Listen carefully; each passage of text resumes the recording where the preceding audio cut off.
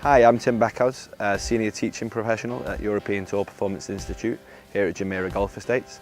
I'd like to go through some wedge distance control today with you. When I'm teaching, I notice a lot of people struggle with their distance control big time, and so I'm going to talk to you about what wedges I've got and also how I use them, trying to get the right distance for each shot, and obviously the different flights of the ball and so on and so on. So what I'm going to go through is I've got 4 wedges here, one of them being a pitching wedge, a 50 degree, a 54 and a 58 degree wedge. So obviously, as you can imagine, they all go different distances. But what I want to try and do is, obviously when I'm getting into the distances where it's not a full shot, which is where most people will struggle, is trying to give you a shot that still enables you to commit to the shot, not having to hold back. You can hit through it and finish the shot. So I'm going to set up now with my 58 degree wedge and walk into position here. So I'm in line with the TrackMan, and then I'm going to hit some shots and get the distances. I've basically got 4 positions in my pitching swings, okay? Position 1 is basically my club head level with my shoulder, and I turn through to about the same distance, okay? That should give me the right distance for a shortish shot.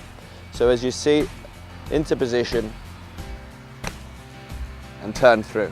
So that's recorded a shot on the TrackMan, which I can have a look at the distance, and it comes up on the TrackMan as 35-yard carry, so about a 40-yard total. So now we'll move on to position 2. I'm now going to look to be about a 90-degree angle, okay? So that's going to give me a slightly longer version of the same kind of shot. So I'm going to set up the same way, and then, as I say, 90-degree angle. And as you can see there on the TrackMan, the numbers I've got there, it carries a bit further. It's 50 yards in the air there, so it gives me that little bit more length in the shot, but I'm still able to commit to the shot. I'm still controlling the length of my swing. So now we're on to position 3, okay? So the hands are going to be basically level with my shoulder at the top of the swing, okay? So as I set up, you can see now if I get to the top, I'm looking to have my hands about level with my shoulder. And then similar through, making sure I accelerate through. So same setup, hands level with the shoulder at the top. Okay, so that's gone 60 yards in the air. Okay, so on to position 4. So on position 4, we're looking for the shoulder, left shoulder, just to turn to the chin. And then once I've got to the shoulder to the chin, I want to just turn through into a balanced position as I've been doing so far.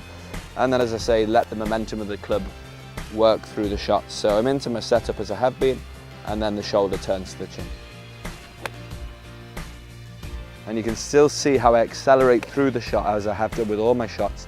Just the length of the swing is determining how far the ball goes. So there we have, that one went 73 yards. So again, the gapping is pretty much what I would expect to have with my shorter and longer swings. So as you can see, with the TrackMan helping me in terms of giving me my distances, I can give a big difference between each shot. So I've got 4 different distances with my 58 degree wedge. But of course, as I explained at the beginning, I've got 4 different wedges. So I can play 4 different distances with each wedge, which means obviously 4 wedges. I've got 16 different distances. It gives me a huge variation of how I can play my wedges into different greens. So of course, if the flag's at the back or at the front, I can play different flights with different shots, okay? So obviously, this is an advanced stage in terms of pitching, but at the same time, for any of you golfers out there, you can learn a lot from controlling the length of your swing. We golf coaches notice a lot with amateur golfers is they swing the same length and then either accelerate or decelerate to determine how far the ball goes. That's very difficult to control how far the shot goes.